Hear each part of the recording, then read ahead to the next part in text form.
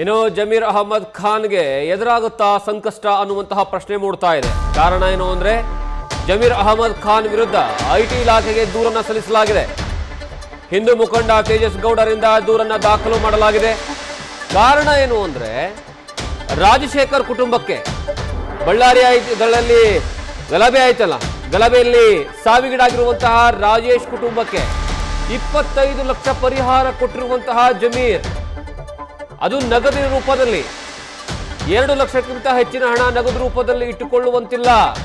ನಗದು ರೂಪದಲ್ಲಿ ಪರಿಹಾರ ಹಣ ನೀಡಿರುವಂತಹ ಸಚಿವರಿಗೆ ಈಗ ತನಿಖೆಯ ಬಿಸಿ ಮುಟ್ಟುತ್ತಾ, ಈ ಬಗ್ಗೆ ತನಿಖೆ ನಡೆಸಬೇಕು ಅಂತ ಐಟಿ ಅಧಿಕಾರಿಗಳಿಗೆ ದೂರನ್ನು ನೀಡಲಾಗಿದೆ.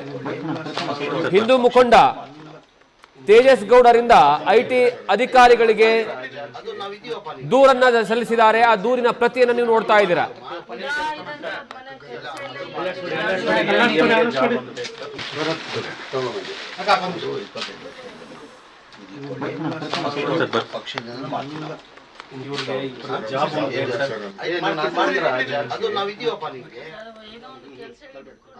ಬಳ್ಳಾರಿಯಲ್ಲಿ ನಡೆದಿರುವಂತಹ ಗಲಭೆಯ ಸಂದರ್ಭದಲ್ಲಿ ಸಾವಿಗೀಡಾಗಿರುವಂತಹ ವ್ಯಕ್ತಿ ರಾಜಶೇಖರ್, ಆ ವ್ಯಕ್ತಿಯ ಮನೆಗೆ ಹೋಗಿ ಜಮೀರ್ ಅಹಮದ್ ಖಾನ್ 25 ಲಕ್ಷ ರೂಪಾಯಿ ಹಣದ ಒಂದು ಮೂಟೆಯನ್ನ ಕೊಡ್ತಾರೆ. ಆ ದೃಶ್ಯಾವಳಿಗಳನ್ನು ನೋಡ್ತಾ ಇದ್ದೀರಾ ನೀವು.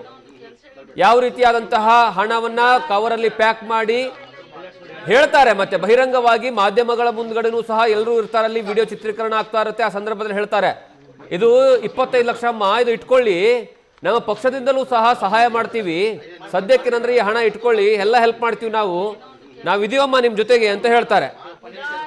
ಆ ಒಂದು ಹಣದ ವಿಚಾರ ಈಗ ದೊಡ್ಡ ಮಟ್ಟದಲ್ಲಿ ಚರ್ಚೆ ಆಗ್ತಾ ಇದೆ. ಕೇವಲ ಈಗಲ್ಲ, ಈ ಹಿಂದೆ ಯಾವಾಗ ಅವರು ಹಣವನ್ನು ಕೊಟ್ಟರು ಆಗಿಂದನೂ ಸಹ ಚರ್ಚೆ ಆಗ್ತಾ ಇದೆ. 25 ಲಕ್ಷ ರೂಪಾಯಿ ಈ ರೀತಿಯಾದಂತಹ ನಗದು ಹಣವನ್ನು ಕೊಡೋದಕ್ಕೆ ಸಾಧ್ಯವಾ? ಇದು ಯಾವುದೇ ಕಾರಣಕ್ಕೂ ಸಹ ಕಾನೂನಾತ್ಮಕವಾಗಿ ತೊಂದರೆ ಆಗೋದಿಲ್ವಾ? ಐಟಿ ಇಲಾಖೆ ಅಡಿಯಲ್ಲಿ ಇದು ಪ್ರಕರಣ ದಾಖಲಾಗುತ್ತಾ? ಈ ಎಲ್ಲಾ ಪ್ರಶ್ನೆಗಳು ಸಹ ಮೂಡಿತ್ತು.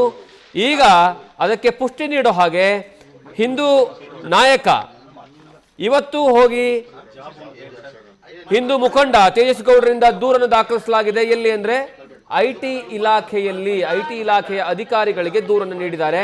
ಈ ನಗದು ರೂಪದಲ್ಲಿ ಬಂದಿರುವಂತಹ ಹಣ ಯಾವ ಮಾರ್ಗದ್ದು, ಇದರ ಪೂರ್ತಿ ವಿವರವನ್ನ ಇನ್ವೆಸ್ಟಿಗೇಷನ್ ಅನ್ನ ಮಾಡಬೇಕಾದಂತಹ ಅವಶ್ಯಕತೆ ಇದೆ.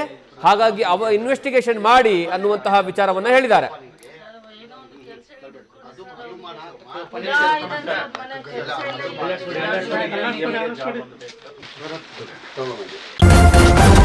ನ್ಯೂಸ್ ಫಸ್ಟ್, ನಿರ್ಭೀತಿಯಿಂದ ನಿಮ್ಮ ಪರವಾಗಿ.